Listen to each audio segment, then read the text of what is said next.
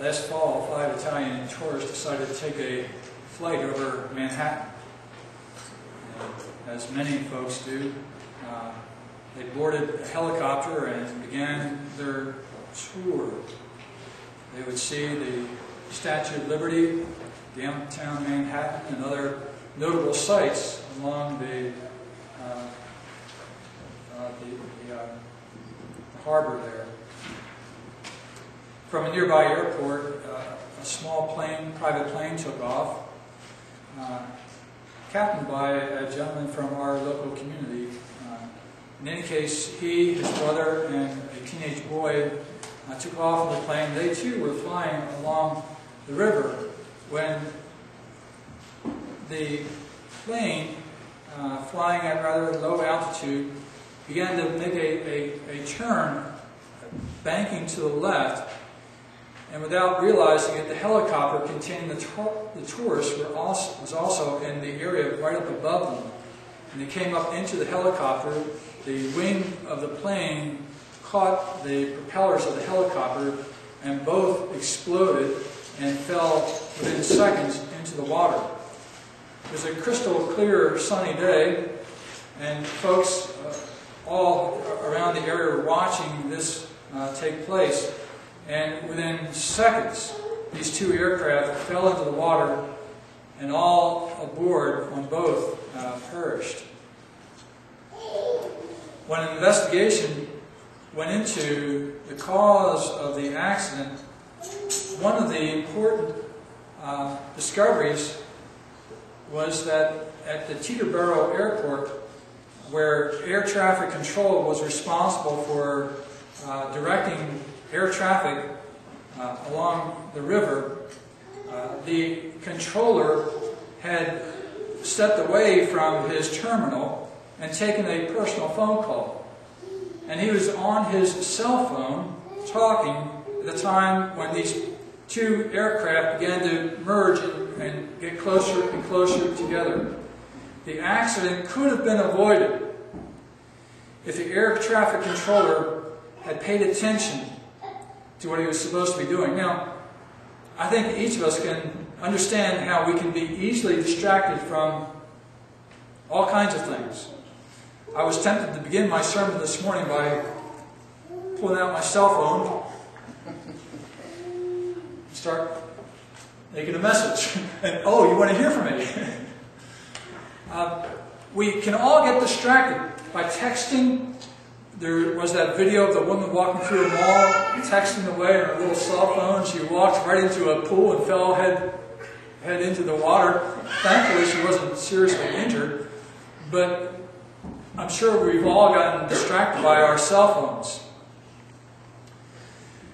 Isaiah speaks of a situation where those who are responsible, those who are the watchmen of Israel, those who were to warn of danger, were preoccupied with other things. They weren't paying attention to their responsibilities in God's covenant community. Rather than watching over the sheep, the congregation entrusted to their care, they were occupied with themselves, with their own pursuits.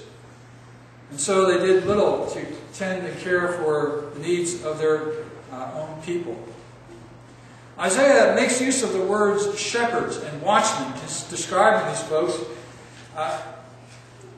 Principally, no doubt, he has in mind the prophets who were, especially in the courts of Jerusalem, who had it as their responsibility to proclaim the Word of God to their day, to address their people from God's Word, and to direct the attention of God's people to what God expects of them to do, or to warn them against sinful behaviors. But Isaiah says the Lord's watchmen and shepherds were blind. Describes them as ignorant, having no understanding. Not very flattering words. In fact, it will get much worse. The shepherds did not simply include, however, prophets, priests, teachers of the law, anyone in that religious capacity. Also, the civil authorities also came into purview of what Isaiah had to say. Kings were often described as the shepherds of their people. They were to rule as a shepherd. And so, as they exercised their authority, kings, magistrates, and so forth, as they exercised their authority, they were responsible to protect their people and to act in the interests of their people, and not just simply amass wealth for themselves, accumulate power, and live in a sumptuous fashion at the expense of those who are underneath them. And so we have both civil and religious authorities being addressed here, called to account by the prophet Isaiah as being responsible before God to watch over God's flock, God's sheep. But Isaiah is disturbed and upset, and God, through Isaiah, is upset with the fact that in this day, Isaiah saw that all these folks were minding other things. They were preoccupied with their own pleasures and pursuits. Isaiah could have used a popular contemporary beer commercial to add to this text by showing how they pursued wine and wanted their fill of beer. They wanted to live life for all of its worth and have great friends and parties and so forth. This was what they wanted in life. They lived for the party. But spiritual concerns did not trouble them. So Isaiah describes them as blind, lacking knowledge, having no understanding. It's not that they were ignorant men per se, that they were fools, lacking knowledge of facts and information. They had all kinds of information at their disposal. They knew about all the different empires of the world. They probably explored and traveled about. They learned of the different religious beliefs of their communities and tried to incorporate all these different ideas and become worldly minded, broad minded. They embraced a wide variety of perspectives and felt that they were being enriched by all these different points of view. And so they did not narrowly restrict themselves to what Yahweh had to say in His Torah, law, under Moses. That was old, that was ancient. We are more advanced. And so we are open-minded to a wide variety of perspectives. Almost a postmodern, pluralistic point of view, even long ago. Rejecting God's law and God's Word, and embracing a broad, expansive view, welcoming widely different perspectives. Isaiah correctly, though, describes them as ignorant and lacking understanding because they did not know the truth. They knew many things, many philosophies, many religious beliefs, had many different ideas, but they didn't know truth. They didn't know proper morals. And so the things that they knew were vaporous. They lacked any substance. So they had no true knowledge. Jesus talks about knowledge. What is true knowledge? In John chapter 17, in His high priestly prayer and praying for His disciples, for His church, He speaks of the knowledge of God as being everlasting life. It's those who truly know God, know Him and know His ways, that really come to an appreciation of knowledge, properly founded. The knowledge of God is the foundation for a knowledge of the world around us.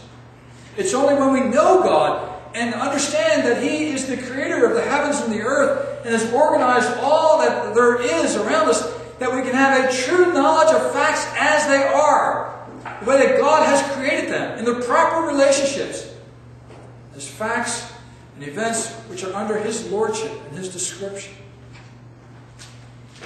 True knowledge begins with God Himself. And when we abandon faith in the God of the Scriptures and just embrace a wide variety of views, we also dismiss the possibility of true knowledge. We have the knowledge of many facts, but not a true knowledge in the proper relations. So they lack knowledge, they lack understanding, a perception of what's going on.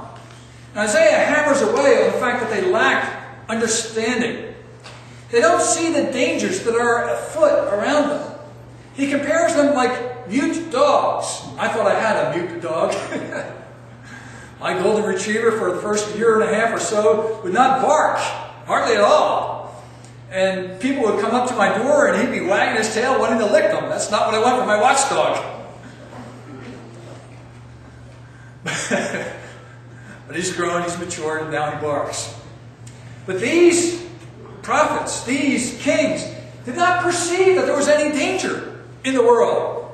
They thought the world was a safe place, that the real danger was in this Yahweh worship.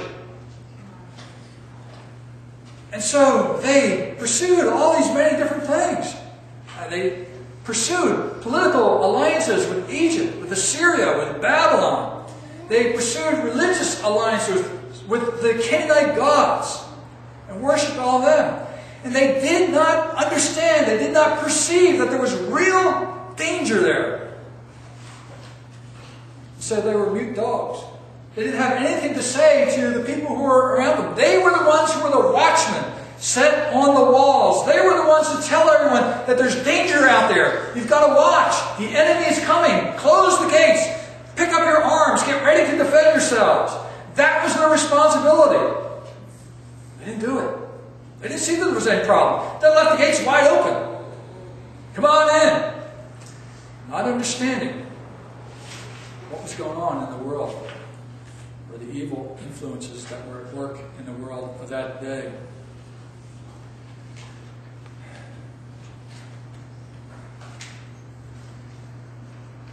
The lack of perception of what goes on, not simply have regard to the religious influences around them, but even they did not perceive God's works of providence and understand what God was doing in time and in history. The first couple verses of chapter 57, Isaiah talks about the righteous passing away, the godly dying early. And the watchmen, the shepherds, took no note of it. It's no big deal, no great loss. Perhaps for them they felt it was a blessing. And they got rid of these people who were thorns in their sides. These people who were always talking about faithfulness to Yahweh. They weren't concerned for that. And so when the righteous passed away early in life, whether through persecution, hardship, or just events in life, they took no note of it. They did not perceive God's acts of providence and His purpose in withdrawing the righteous so that they would not see the calamities that were to follow.